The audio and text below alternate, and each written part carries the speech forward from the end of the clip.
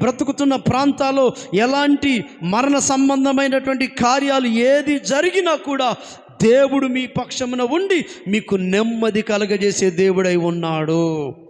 ఆమేన్. ఆ ప్రాంతాలలో వారి పక్షమున దేవుడు తోడై ఉండి ఎలాంటి యుద్ధాలు లేకుండా వారికి ఒక నెమ్మదిని కలగజేశాడు. ఈ రోజున హైదరాబాద్ మహానగరంలో ఏ ఏరియాలో ఎవడు పొడుచుకొని చంపుకుంటున్నాడో తెలియట్లేదు.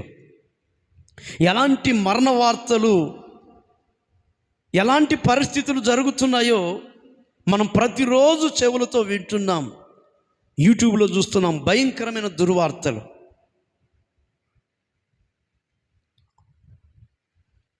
ఆస్తి తగాదల మధ్య గొడవలు, ఒకరినొకరు ప్రేమించిన విషయంలో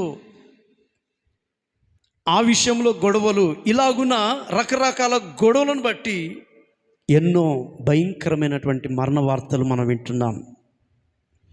అయితే వారు ఎప్పుడైతే పూర్ణ మనసుతో దేవుని వాళ్ళు ప్రేమించారో ఎలాంటి యుద్ధాలు మీకు వినబడకుండా నెమ్మది కలగజేస్తానంటున్నాడు. ఆమేన్. మన ఆధ్యాత్మిక జీవితంలో దేవుడు మన పక్షమున ఉండాలంటే ఈ 3 అనుభవాలు దేవుడు ఫైనల్గా కోరుతున్నాడు. ఒకటి, హేయ విగ్రహములు తీసివేయాలి. అందరు చెప్పండి ఆ మాట. అంటే దేవుణ్ణే మనం అధికంగా ప్రేమించాలి. దేవుని కంటే ఏది కూడా మనం ప్రేమించకూడదు. రెండోదిగా, యెహోవాకు బలులు అర్పించిరి, అనగా ప్రార్థన జీవితం తిరిగి కట్టుకోవాలి.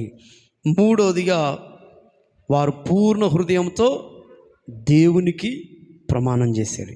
అప్పుడు దేవుడు మరలా వారి పక్షమున శత్రువులతో యుద్ధం చేసి వారికి జయాన్ని అనుగ్రహించాడు. దేవుడు మన పక్షమున కూడా తోడై ఉండి యెహోషువకు జయమిచ్చినట్లుగా, మోషే ఇశ్రాయేలు ప్రజల పక్షమున జయమిచ్చినట్లుగా, దావీదు పక్షమున జయమిచ్చినట్లుగా దేవుడు నెహెమ్యా కాలంలో కూడా యూదుల పక్షమున జయమిచ్చినట్లుగా, ఆసారాజు కాలంలో కూడా జయమిచ్చినట్టుగా మన కాలంలో, మన జీవితంలో కూడా అట్టి గొప్ప జయాన్ని దేవుడే మన జీవితంలో అనుగ్రహించునుగాక. దేవుడు అలాంటి కృప దేవుడు మెండుగా మనకు దయచేయునుగాక. అందరూ దేవుని సన్నిధిని మోకరిస్తాం. ఈ మాటలు దేవుడు దీవించునుగాక.